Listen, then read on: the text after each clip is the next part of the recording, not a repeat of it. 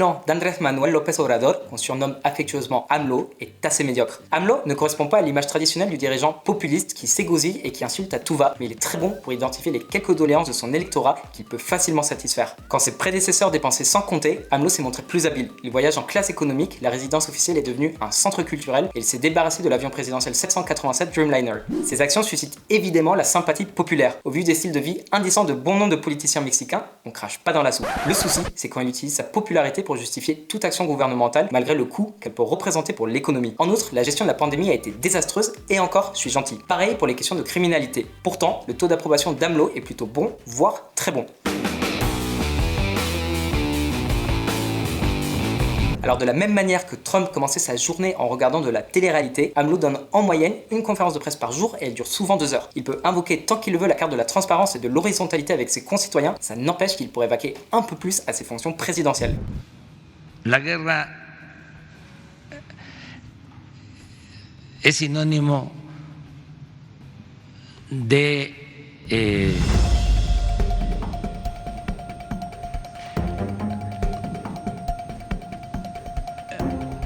irracionalidad.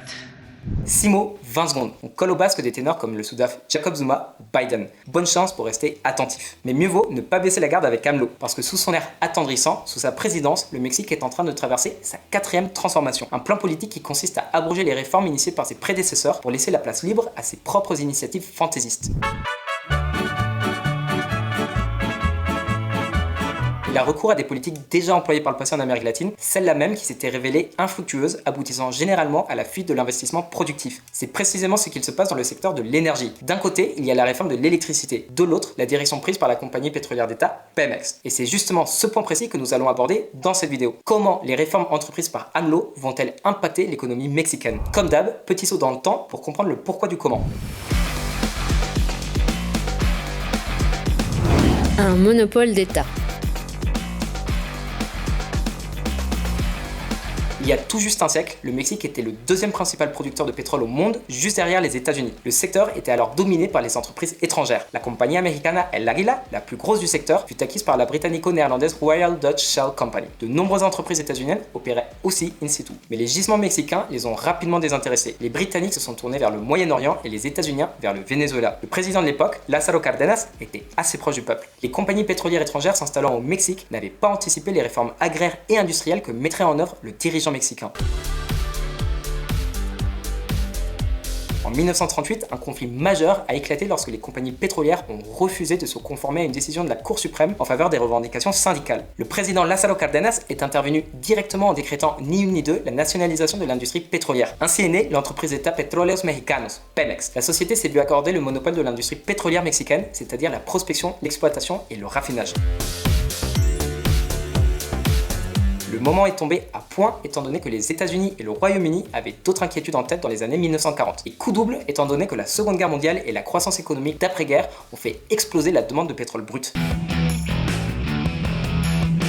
Le président Cárdenas est aussi intervenu dans le secteur électrique. En 1937, il a fondé la CFE, la Commission fédérale de l'électricité. Son objectif, pas lucratif en tout cas. Il s'agissait d'obtenir le rendement le plus élevé au coût le plus bas possible. Cela a eu pour conséquence que les entreprises privées ne s'intéressent qu'aux zones les plus rentables, les grandes villes et les zones industrialisées.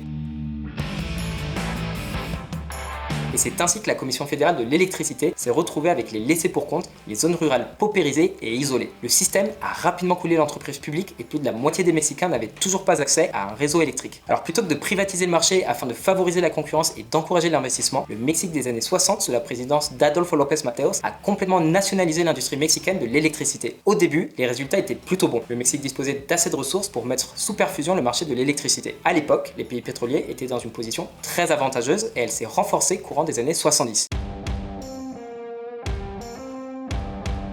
Les chocs pétroliers de 73 et 79 ont fait monter le prix des carburants, multipliant ainsi les revenus que Pemex tirait de ses exportations. Nouveau coup de chance, c'est précisément en 79 que le complexe de Cantarell a commencé à tourner. Cantarell, c'est l'un des plus importants champs pétrolifères au monde. Or, les gouvernements successifs exerçaient un contrôle total sur la compagnie pétrolière. Comme c'est souvent le cas dans le secteur public, la gestion laissait à désirer. Les impôts étaient très lourds étant donné qu'ils alimentaient directement les caisses de l'État, autrement déficitaires. Privé de ressources propres, Pemex n'a pu investir dans son propre développement.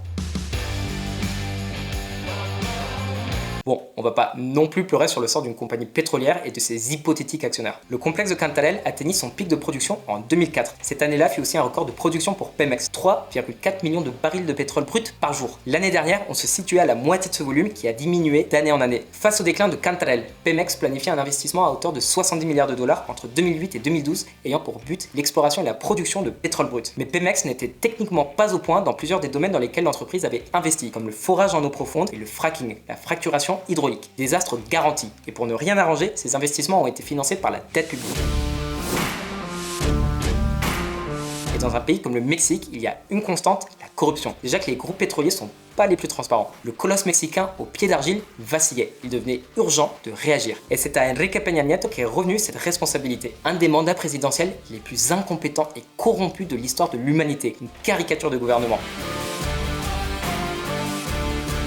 Mais on peut au moins lui reconnaître d'avoir mis fin en 2013 au monopole d'État de Pemex, ouvrant ainsi les portes de l'industrie pétrolière mexicaine aux investissements privés. Même les entreprises étrangères ont été autorisées à participer aux appels d'offres publics. Cette réforme a aussi ouvert la voie à un vaste plan social, réduisant la masse salariale de Pemex de 151 000 en 2013 à 120 000 employés aujourd'hui. 9 enchères pour des exploitations pétrolières ont pu être conclues avant qu'AMLO ne remporte les élections.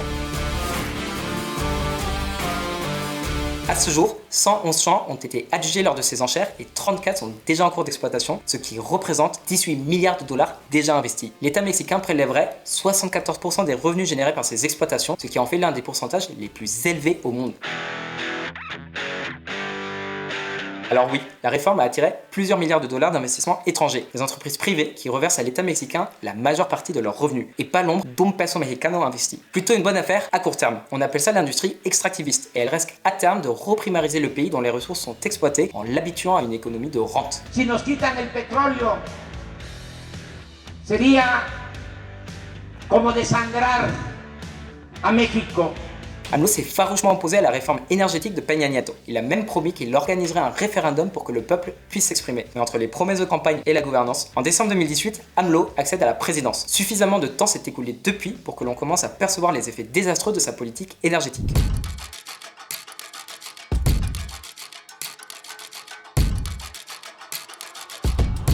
AMLO le gusta la gasolina.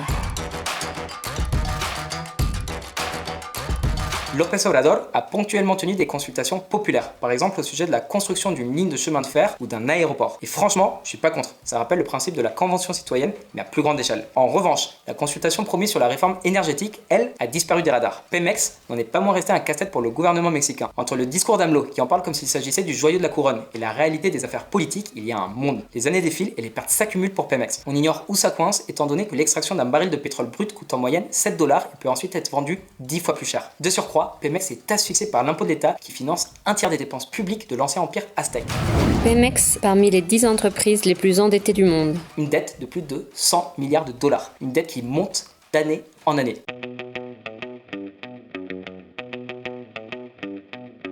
López Obrador s'est donc mis en tête de tourner la compagnie pétrolière publique dans une nouvelle direction. AMLO a commencé par approuver une nouvelle loi pour favoriser Pemex sur le marché des stations-service. Ensuite, AMLO a commandé un audit pour superviser les contrats ayant été passés avec des groupes pétroliers étrangers afin de s'assurer que toute corruption soit sanctionnée. Les ventes aux enchères des droits d'exploitation des champs pétrolifères ont été suspendues dès sa victoire aux élections présidentielles. Plus récemment, le gouvernement s'est confronté aux intérêts d'un consortium dirigé par la compagnie pétrolière états-unienne Talos Energy. On parle d'un investissement de 325 millions de dollars. Ces mesures envoient un message très négatif au secteur privé. La plus grande découverte privée de pétrole au Mexique sera exploitée par la société d'État Pemex. Lorsqu'AMLO est arrivé au pouvoir fin 2018, Pemex produisait 1 800 000 barils de pétrole par jour contre 1 700 000 barils en 2021. Un résultat décevant après 3 ans au pouvoir. Bon, à sa décharge, en 2004, Pemex produisait 3 400 000 barils par jour, donc on peut pas tenir AMLO pour unique responsable.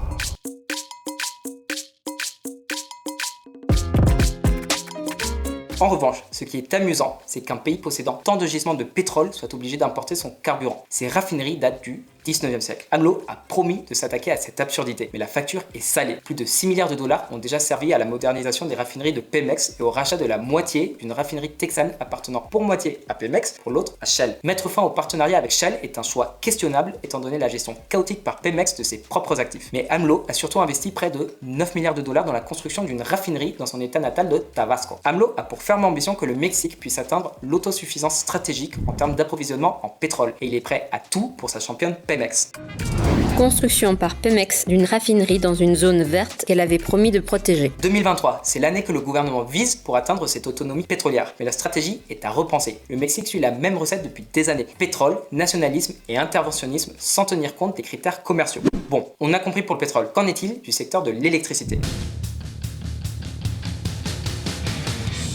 La Constitution révisée. La nationalisation en 1960 du secteur électrique l'a converti en monopole d'État aux mains de la CFE, Commission fédérale de l'électricité. Le secteur le resta jusque dans les années 90 où une timide ouverture au secteur privé eut lieu. Un mécanisme d'approvisionnement a alors été mis en place pour permettre aux entreprises de contourner la commission et d'acheter de l'électricité auprès des centrales de production privées. Un modèle similaire au PPA pour Power Purchase Agreement, des contrats d'achat d'électricité long terme. L'ouverture au secteur privé s'est accélérée avec la réforme énergétique de Peña Nieto qui a stimulé la production d'électricité via des investissements publics. Un marché de gros de l'électricité a été établi, donnant la priorité aux fournisseurs d'énergie les moins chers et les plus renouvelables. Ça sonne plutôt bien, non ? En tout cas, pas pour AMLO. Alors que Peña Nieto avait relégué la CFE au second plan, AMLO a mis en œuvre une réforme du secteur électrique pour renforcer la CFE et donc le gouvernement.